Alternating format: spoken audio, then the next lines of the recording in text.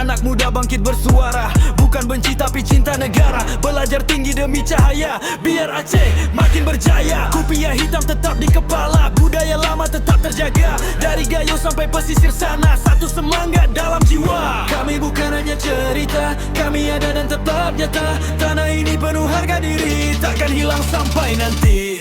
Aceh berdaulat, hati kuat, berdiri tegak walau dunia melihat. Syariat hidup, budaya melekat, tanah rencong tetap bermartabat. Aceh berdaulat, suara rakyat, membangun mimpi untuk masyarakat. Dengan ilmu dan semangat, Aceh maju,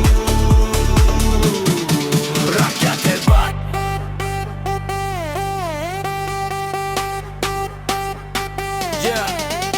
Kami tumbuh dari ombak dan badai, di tempat waktu jadi kuat sampai kini. Bukan tentang siapa paling tinggi, tapi siapa mampu jaga negeri.